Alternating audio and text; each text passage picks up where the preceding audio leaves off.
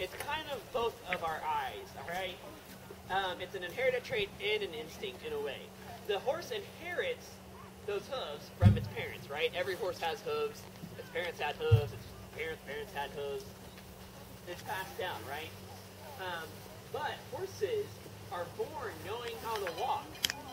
So it takes them about 30 minutes to an hour after they're born to be up and walking around. Whereas with people like us, it takes us a long time to learn how to walk, right?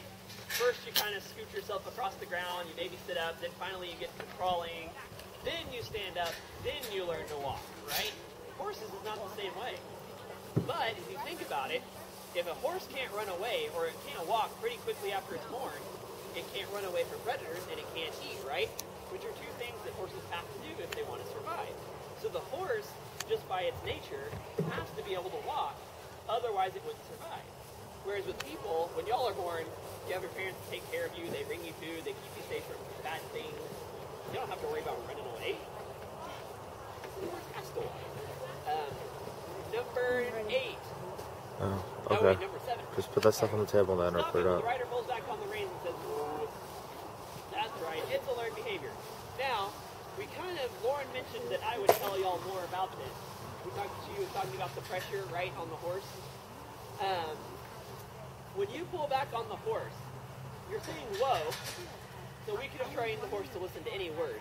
We just went with whoa because it's just a word. But what you're also doing is when you pull back on the horse, all right, have y'all seen that the horses have that metal thing in their mouth, right? That metal thing is called a bit, all right? And it's attached to the rein.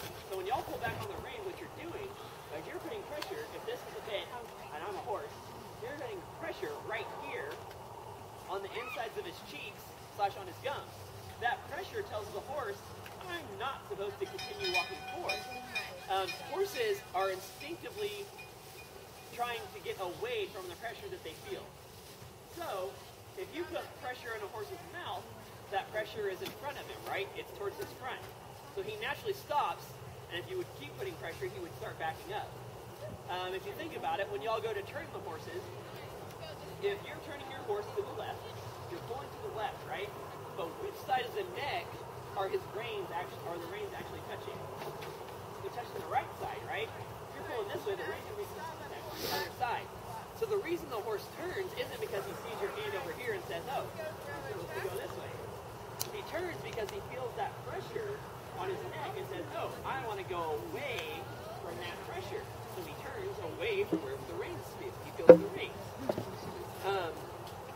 So that's a lot of the reason why the horse stops. It's also why, when after your horse will stop, we ask you guys to put the reins back forward, right?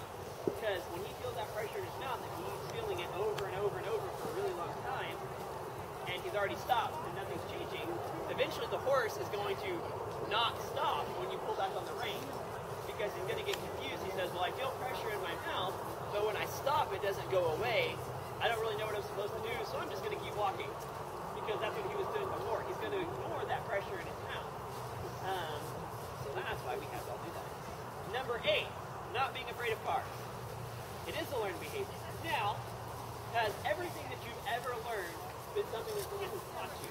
Or is there things that you've learned by watching people? Right, it could be both, right? The same thing is true with the horses. Everything that the horses know isn't necessarily something that we've taught the horses. And not being afraid of cars got away with Kolby. All right. As y'all can see, we have a barn right here, right? But what's right over there? There's a road, right? We have cars parked right there. When y'all came in the other day, you drove right by our pasture, which you guys can't see because there's trees. But our pasture is on the other side of those trees, and on this side of the pasture is the road that y'all drove in on. So the horses are used to seeing cars. They're used to hearing the sound of cars driving by. They're used to hearing cars honking. They know what cars sound like. And because they've never been attacked by a car or eaten by a car, they've learned just over time from seeing them that cars aren't scary. Now, that being said, if you were to drive up behind a horse and honk the horn really loud, do you think the horse is going to get scared? Yes, but if someone were to drive up behind you and honk the horn, are you guys going to jump? Right, it's not because the horse is scared of the car. It's because it heard a loud noise that it wasn't expecting, right? Which is part of the right reason why we do the bell. It's kind of like if your best friend were hiding behind a door and jumped out and scared you, you're not afraid of your best friend. You're afraid right? Because it jumped out from behind a door, right? And last but not least, number 9, color of a horse. Not an instinct, the other eye.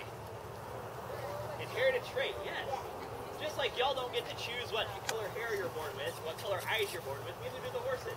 They inherit it from their parents. If Stonewall, both of his parents are Appaloosas, like he is, guess what?